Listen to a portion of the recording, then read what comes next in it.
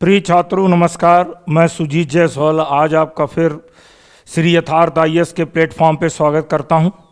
प्रिय छात्रों, आज का जो चैप्टर है वो किशोरावस्था की ओर, क्लास 8th का ये चैप्टर 7th है। चैप्टर 7th है जिसमें बात की जा रही है किशोरावस्था की ओर, अर्थात रीचिंग टू एडोलेंस की ओर बढ़ना। पहले ये समझते हैं, जैसा कि पिछले क्लास में मैंने आपसे बात की कि किस प्रकार से भ्रूणीय परिवर्धन होता है, फर्टिलाइजेशन क्या होता है, सेक्स ऑर्गन क्या होते हैं, मेल सेक्स ऑर्गन और फीमेल सेक्स ऑर्गन क्या होते हैं। मेल सेक्स ऑर्गन यानी नर जनन अंग के कौन कौन से भाग होते हैं, मादा जनन अंग के कौन कौन से भाग होते हैं, और किस तरह से फर्टिलाइजेशन होता है, और किस प्रकार से भ्रूण का विकास माता के गर्भ में, गर्भाशय में होता है, और किस प्रकार से फिर शिशु का जन्म होता है। अब देखिए क्या होता है कि माँ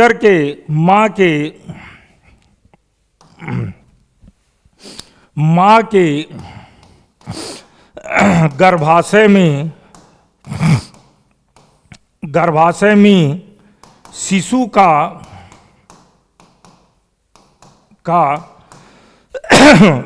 थोड़ा गला खराब है, शिशु का विकास होता है। शिशु का विकास हो जाने के बाद इस शिशु का जन्म होता है, जिसे हम इन्फेंट कहते हैं, या इसे हम नवजात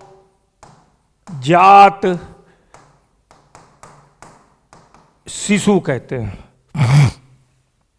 अब ये नवजात शिशु जब जन्म लेता है, जन्म के कई वर्षों तक आप देखेंगे कि कोई अगर एक छोटा लड़का है या छोटी लड़की है, लड़का और लड़की आप आइडेंटिफाइड कैसे करते हैं, उसके शरीर की बनावट, और मेन जो उसका आइडेंटिफाइड करने का होता है वो उसके प्राथमिक जनन अंग। जब बच्चे का जन्म होता है तो जन्म के साथ ही उसके शरीर में प्राथमिक मादा जनन अंग और प्राथमिक नर जनन अंग का विकास हो जाता है, जिसको देख करके हम ये बताते हैं कि ये पुत्र है या पुत्री है।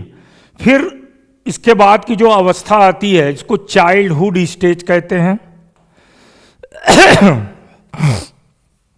चाइल्डहुड एज कहते हैं। अब ये जो चाइल्डहुड एज होती है, 5 साल, 6 साल, 7 साल, 8 साल तक की जो अवस्था होती है, अगर दो छोटे बच्चे हैं, एक लड़का है और एक लड़की है, तो देखेंगे दोनों एक साथ खेलते हुए दिखेंगे। उनको कभी ये फीलिंग नहीं होती है कि मैं लड़का हूँ, उससे नहीं फीलिंग होगी कि लड़की है। दोनों एक जैसा खेलने की कोशिश करेंगे, लेकिन फिर भी जो बच्चियाँ होती हैं उनका थोड़ा सा गुड़िया से, जैसे देखेंगे कि गुड़िया से लगाव ज़्यादा होगा, कुछ इस तरीके की एक्टिविटी जो महिलाओं से संबंधित है वो एक्टिविटी ज़्यादा करेंगी। और जो लड़के होंगे वो जैसे बंदूक है और इस तरीके की एक्टिविटी उनमें ज़्यादा दिखेगी, तो थोड़ा बहुत डिफरेंस दिखेगा, बाकी दोनों एक साथ खेलते हुए दिखते हैं। इसके बाद जो अवस्था आती है जिसको कहते हैं किशोरावस्था।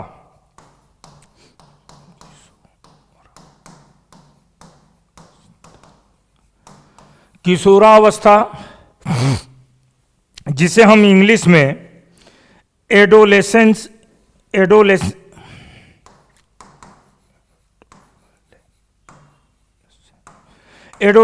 स्टेज कहते हैं, एडोलेंस स्टेज कहते हैं। और जब ये अवस्था आती है और इसके बाद जो अवस्था विकसित होती है, जैसे कि हम आप हैं, जिसे हम एडल्ट कहते हैं या वयस्क कहते हैं, ये वयस्क अवस्था आ जाती है। अब प्रश्न उठता है कि ये किशोरावस्था क्या होती है, किशोरावस्था या यौवनारंभ क्या होता है। तो आइए समझते हैं कि ये किशोरावस्था एवं यौवनारंभ अवस्था क्या है।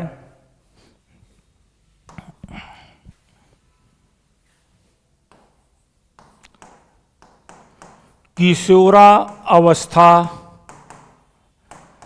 या इसको यौवनारंभ अवस्था एवं यौवनारंभ अवस्था कहते किसे? असल में ये समझिए कि जन्म के बाद के जो समय होता है उसके बाद लगभग एक ऐसी अवस्था आती है, ऐसी एज आती है, ऐसी उम्र आती है जो क्या होता है कि जिस उम्र में शरीर में कई सारे परिवर्तन होते हैं, लैंगिक परिवर्तन होते हैं, बाहर शरीर के बाहरी भागों में भी परिवर्तन आप आइडेंटिफाइड कर सकते हैं। तो शरीर में कई लैंगिक परिवर्तन होंगे, धीरे धीरे करके सेक्सुअली मैच्योरिटी आएगी, जिसे कहते हैं हम कि लैंगिक रूप से परिपक्व हो जाना। तो वह अवस्था, जिस अवस्था में धीरे धीरे शरीर में लैंगिक परिपक्वता यानी सेक्सुअली मैच्योरिटी आ जाती है, तो उस अवस्था को हम किशोरावस्था या यौना आरंभ, यानी यहीं से लैंगिक परिपक्वता का आरंभ शुरू हो जाता है, शुरुआत हो जाती है। इसी को हम किशोरावस्था या हम कह सकते हैं यौना आरंभ, हम इसे कह सकते हैं। अब ये प्रश्न उठता है कि ये अवस्था किस उम्र में दिखाई देती है? तो अगर उम्र की बात करें, एज की बात करें, तो लगभग 11 वर्ष से लेकर के 11 वर्ष से किसी में 11 वर्ष, किसी में 12 वर्ष, किसी में 13 वर्ष भी हो सकता है। ये उस व्यक्ति ऐसा क्यों होता है कि किसी में 11 वर्ष, किसी में 12 वर्ष, किसी में 13 वर्ष? बहुत कुछ यहाँ पे डिपेंड करता है हार्मोन्स के कारण, बहुत कुछ डिपेंड करता है उसके आनुवांशिकी पदार्थ के कारण। तो 11 से लेकर के 18 वर्ष, 18 या 19वें वर्ष तक जो है ये जो समय चलता है, ये किशोरा अवस्था का समय चलता है, आपने देखा होगा। इसीलिए अंग्रेजी में इसे टीनएजर्स कहते हैं, टीन्स या टीनएजर्स कहते हैं, टीनएजर्स कहते हैं। अब ये टीनएजर्स क्या होते हैं, ये वर्ड कहाँ से आता है? जैसा कि आप इंग्लिश में देखेंगे 13 को 13 से 18 या 19, तो यहीं से ये वर्ड टीनएजर वर्ड निकलता है, इसीलिए हम इनको टीनएजर्स भी कहते हैं। और ये जीवन का एक बहुत ही इम्पॉर्टेंट भाग होता है। और इस समय में आप देखेंगे तो इसे मनुष्य के जीवन का क्रिटिकल एज कहते हैं, इसको लाइफ का क्रिटिकल एज कहते हैं। ये क्रिटिकल एज होता है क्योंकि आप देखेंगे कि इस उम्र में कुछ कल्पनाएं व्यक्ति ज़्यादा करता है, वास्तविक दुनिया से दूर होगा, कल्पनाओं की दुनिया में ज़्यादा दिखाई देंगे इस उम्र में बच्चे। तो इसीलिए इसे हम क्रिटिकल एज कहते हैं। क्रिटिकल एज क्योंकि इस उम्र में बहकने की यानी गलत रास्तों में जाने की संभावनाएं बढ़ जाती है। इसलिए माँ बाप को बाल्यावस्था से ज़्यादा बच्चों का ध्यान किशोरावस्था में रखना पड़ता है, क्योंकि ये एक प्रकार से कह सकते हैं कि इस उम्र के जो बच्चे होते हैं कई हद तक इमोशनल फूल भी इनको आप कह सकते हैं, बहुत जल्दी इमोशनल हो जाएंगे छोटी छोटी बातों पर। तो ये सारी चीज़ें आपको इस उम्र में देखने को मिलेगी, क्योंकि इसमें क्या होता है कि शरीर के विभिन्न भागों में, ह्यूमन बॉडी में कई चेंजेस शुरू होते हैं। इसका कारण यह है टीनेजर्स में कि होता क्या है कि शरीर में परिवर्तन होते हैं, शरीर में परिवर्तन होते हैं इस उम्र में। तो जो शरीर में परिवर्तन में देखेंगे तो इसमें कई सारे परिवर्तन, सेवरल चेंजेस इन बॉडी, शरीर में बहुत सारे परिवर्तन दिखेंगे, सेवरल चेंजेस दिखेंगे बॉडी में यौनारंभ के द्वारा। और यह परिवर्तन 11 वर्ष की आयु से लगभग प्रारंभ होकर के अधिकतम 19 वर्ष की आयु तक आपको दिखाई देगा। किसी बच्चे में आप देखेंगे तो लगभग 12-13 से शुरू होगा, 18 तक में होगा, और किसी किसी में देखेंगे तो समय थोड़ा ज़्यादा देर तक, यानी 12-13 से शुरू होगा और 19 तक होगा। अमूमन 19 तक रिप्रोडक्टिव मैच्योरिटी जिसको कहेंगे, 19 तक लगभग रिप्रोडक्टिव मैच्योरिटी जिसको कहेंगे कि हम लैंगिक परिपक्वता लगभग आ जाती है, चेंजेस लगभग कंप्लीट हो जाते हैं। उसके बाद क्या होगा कि आप एक चीज़ यहाँ पर नोटिस करेंगे कि जो यौनारंभ के परिवर्तन जो होते हैं वो क्या क्या होते हैं। तो देखिए, यौनारंभ में होने वाले परिवर्तन पर बात करते हैं।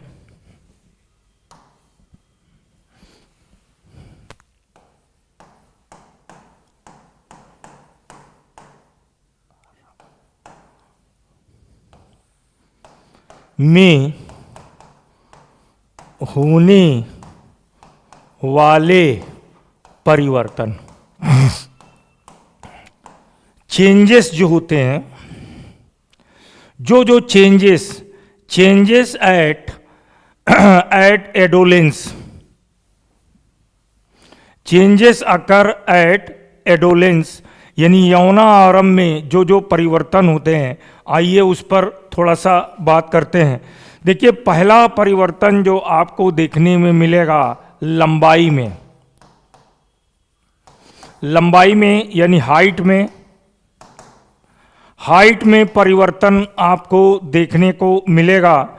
हाइट जो है वो तेजी से बढ़ती है, यानी लंबाई जो होगी वो तेजी से बढ़ती है। लंबाई तेजी से इस उम्र में बच्चों में बढ़ती हुई दिखेगी। और जो हाथ पैर की, बेसिकली जो हाथ पैर की हड्डियां होती हैं, हाथ पैर की हड्डियों में तेजी से वृद्धि होती है। हाथ पैर की हड्डियों में, हाथ पैर की हड्डियों में तेजी से वृद्धि होती है। यानी हैंड एंड जो आपका हैंड एंड जो leg bones are rapidly elongate. इन दोनों की हड्डियों में लंबाई आप देखेंगे तेजी से बढ़ती हुई दिखेगी। और ये जो स्थिति है ये बनी रहती है। और यहाँ पर एक चीज़ आप देखेंगे कि जब वृद्धि होती है तो इस उम्र में यौनारंभ पुरुष में या स्त्रियों में देखेंगे तो कुछ चीज़ें आपको यहाँ पर समझनी है। खासकर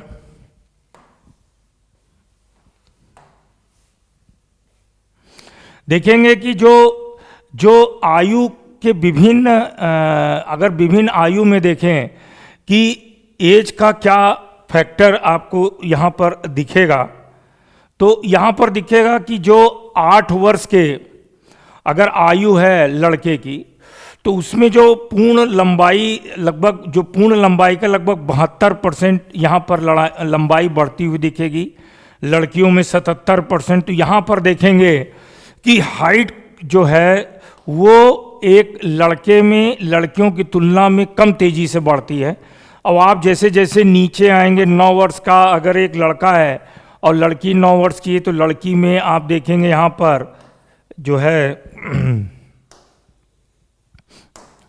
लड़कियों में देखेंगे आप तो यहाँ पर आपको दिखेगा, लड़कियों में दिखेगा आपको 81% यहाँ पर, और लड़कों 9 वर्ष का अगर कोई लड़का है तो 85-75%। और जैसे जैसे आप नीचे आएंगे तो आपको यहाँ पर दिखेगा कि जो ग्रोथ रेट है यहाँ पर आप देखेंगे कि 10 वर्ष की है तो लड़की में 84%, लड़के में 78%, और अगर 13 वर्ष का बच्चा है, 13 वर्ष का अगर लड़का है तो उसमें लड़के में 88%, लड़की में 95%। तो इस तरीके से विभिन्न उम्र के विभिन्न दहलीज पर अगर आप देखेंगे 14 वर्ष की, 15 वर्ष की, 16 वर्ष की, 17 वर्ष की आयु में देखेंगे, तो अगर लड़के में देखें तो लड़के में आप देखेंगे कि 18 वर्ष की आयु में इसकी पूरी तरह से ग्रोथ कंप्लीट हो जाती है। लेकिन लड़कियों में देखेंगे थोड़ा पहले 17 वर्ष की आयु में, 17 वर्ष की आयु में इसमें लगभग ग्रोथ कंप्लीट हो जाएगी। तो इस प्रकार से दोनों में जो लंबाई बढ़ती है, इसका आपके किताब में दिया हुआ है। अगर पूर्ण लंबाई की गणना करना है सेंटीमीटर में तो वर्तमान जो लंबाई हो बच्चे की सेंटीमीटर में उसको नापना है, फिर वर्तमान आयु में पूर्ण लंबाई का प्रतिशत निकालना है आपको, और 100 से मल्टीप्लाई करके, तो एक अगर उदाहरण के लिए लीजिए, अगर एक लड़का 9 जिसकी आयु 9 वर्ष है तथा लंबाई 120 सेंटीमीटर है, तो वृद्धि काल की समाप्ति पर उसकी लंबाई अनुमानतः 120, ठीक है, उसकी जो लंबाई हो जाएगी वो जो हो जाएगा वो आपको, एक मिनट,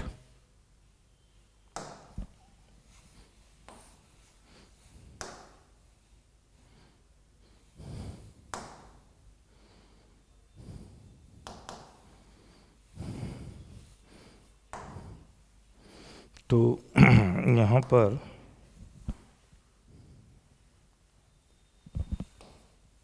तो यहाँ देखेंगे कि एक लड़का जिसकी आयु 9 वर्ष है तथा लंबाई 120 सेंटीमीटर, वृद्धि काल की समाप्ति पर लगभग 18 साल में उसकी अनुमानतः लंबाई जो है 160 सेंटीमीटर की हो जाएगी। तो इस प्रकार से ये एक छोटा सा ग्राफ इसमें दिया हुआ है, आपका एक टेबल बना के दिया हुआ है। अब हम बात करते हैं आगे की ओर, और आगे हम बात करते हैं कि चेंजेस, अगर एक तो लंबाई में वृद्धि देखने की मिलेगी किशोरावस्था में, दूसरा उसके शरीर का जो आकार है, शरीर के आकार में भी परिवर्तन दिखेगा। तो अगला पॉइंट है वो शारीरिक आकार में परिवर्तन। शारीरिक आकार में परिवर्तन की बात करेंगे अब हम।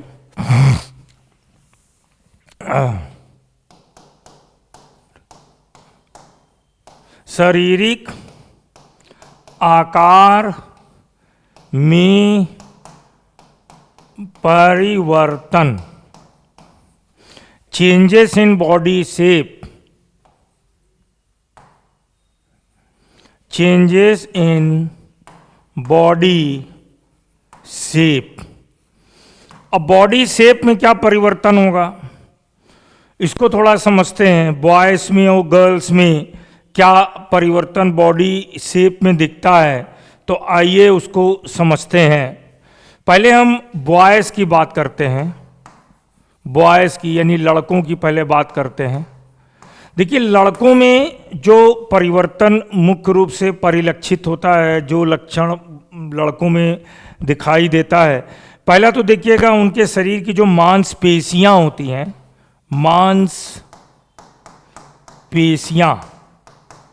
मांसपेशियों में परिवर्तन होता है।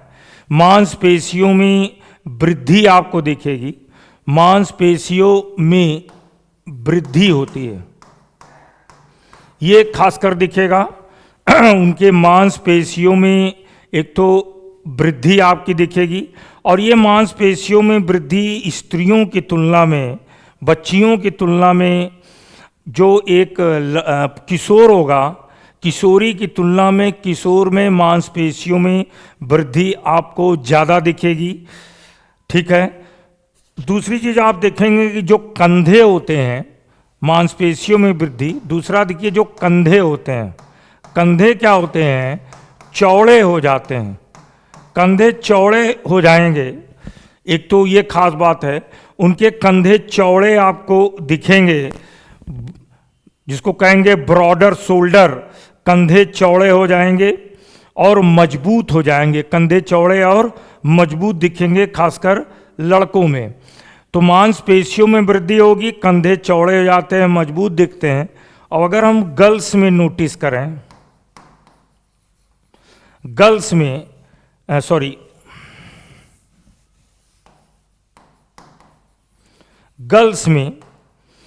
गर्ल्स में आपको जो लड़कियों में जो देखने को मिलेगा वो क्या होगा कि जो कमर का निचला हिस्सा होता है, कमर का निचला हिस्सा चौड़ा हो जाता है, कमर का निचला हिस्सा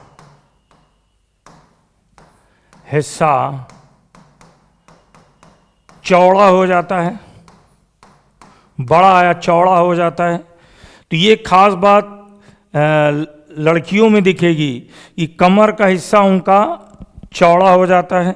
ये चीज़ आपको उसमें नोटिस कर सकते हैं, मिलेगा। उसके अलावा जो परिवर्तन देखते हैं क्या होता है, तो बॉडी शेप में कंधा चौड़ा दिखेगा।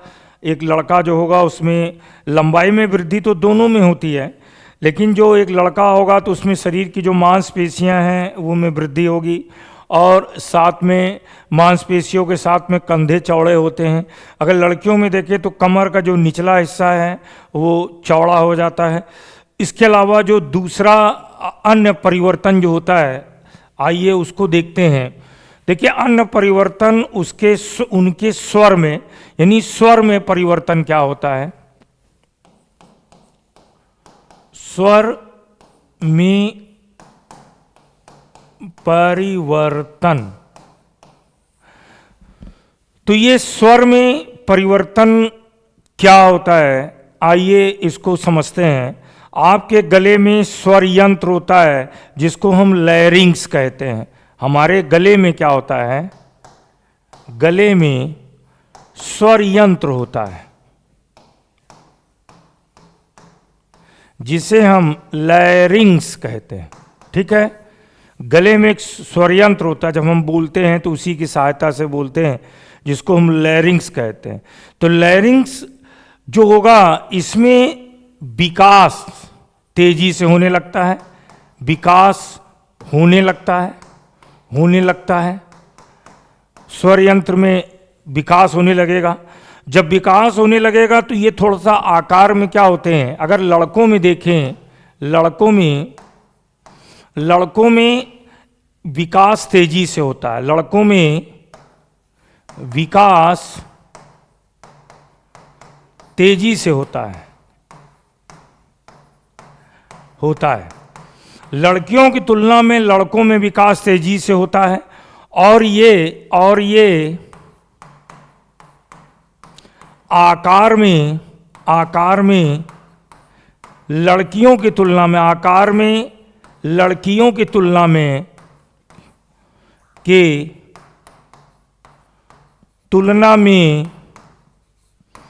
बड़े हो जाते हैं। इसीलिए देखेंगे कि जो पुरुष होता है उनमें आगे उभरा हुआ एक रचना दिखाई देती है जिसे एडम्स एपिल कहते हैं। अभी उस पर भी आते हैं, चित्र आपको दिखाते हैं। तो ये लड़कियों की तुलना में लड़कों में ज़्यादा बड़े आकार के लैरिंग्स हो जाते हैं, बाहर उभरे दिखाई देते हैं। लड़कियों में भी विकास होता है, लेकिन लड़कों में विकास ज़्यादा होता है। जब इसका विकास होता है तो देखेंगे जो एक लड़का होगा करीब वही 13-14 वर्ष की एज होती है, तो उसकी आवाज़ में आप देखेंगे परिवर्तन आ जाता है। आवाज़ थोड़ा फटने लगती है, कुछ समय तक फटती हुई सुनाई देगी, उसके बाद धीरे धीरे समय के साथ उसकी आवाज़ मोटी हो जाएगी और वो सामान्य बोलने लगेगा। तो इस प्रकार से ये जो आपका स्वर यंत्र होता है, लैरिंग्स होता है, इसमें विकास होता है। आइए इसको चित्र से थोड़ा और समझते हैं।